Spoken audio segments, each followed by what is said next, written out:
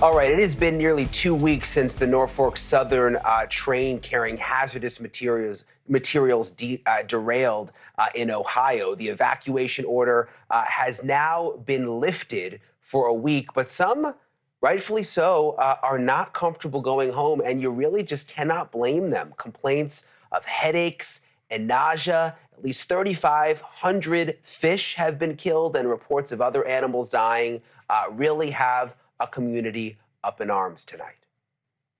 The people want answers. I want answers. We're going to put everybody up here. No, Norfolk Southern didn't show up. They didn't feel it was safe. Look at that. I mean, that was all the people tonight in a gymnasium just wanting answers, and no one from the railroad would even show up because of safety concerns. Crazy. In this instance, we know a February 10th letter from the EPA to Norfolk Southern said that a number of highly toxic and dangerous chemicals were on the train. So how common is this? Well, according to the Association of American Railroads, freight trains moved 2.2 million carloads of chemicals in 2021. This is in part because railroads are considered the safest mode of transportation to move these kinds of materials. So is that true, or is there more to it? Apparently there's more to it, because look at this. Look what happened here. Joining me now, David Masur. He is the executive director of Penn Environment and Penn Environment Research and Policy Center. David, thanks for being with me. I mean, you're the expert on this. Just as like a normal guy watching all of this unfold, hearing that these dangerous chemicals were moved right through this community. I mean, you've seen the video. The houses were so close to the train tracks, and then to find out there was this issue with the train, I mean, it's just infuriating. Absolutely. And, you know, the sad reality is that in the U.S., we have on average 1,700 train derailments every year.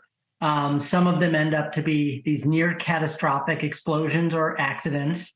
And every day, unbeknownst to most Americans, trains are rumbling through their neighborhoods and communities carrying these very volatile, explosive, and dangerous substances. So this is a real risk, not just to the residents of East Palestine, Ohio, as we've seen, but to communities all over the nation, unfortunately.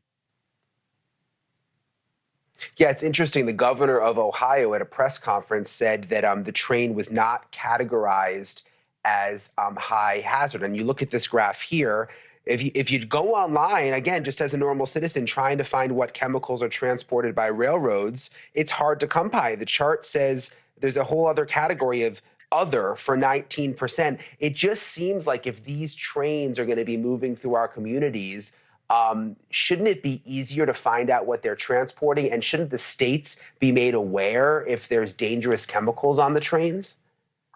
Absolutely. And there are a number of reasons why this occurs that are problematic. Number one is that if trains are carrying other cargo that is not dangerous, then they don't have to classify as hazardous. So in this case, the train was also carrying wheat, plastic pellets, lube oil, which certainly when you have a fire like this are not safe, but aren't considered hazardous at the core. And so that allowed a train like this to not have to categorize itself or report as carrying hazardous substance, even though it was carrying a significant amount of varying toxic and explosive substances, which is one big problem. And then the second you mentioned is we have no requirements or rules, no regulations at the federal level or the state level that require these freight companies to report what they are transporting through our communities. And that's a huge problem. It's not just a huge problem. Yeah. Oh, sorry, go ahead. No, I was just going to say, I didn't mean to interrupt you, but you got to feel for the people who live there. You've now got the federal government and the state government telling them essentially that everything is okay, that the tests are coming back clean. Just in 30 seconds, we only have 30 seconds left. I mean, what do you say to the people who live there? Should they trust that the water and air is clean? Or I mean, we've seen the government mess this up big time before. Sure. I think they should be very concerned, in all honesty.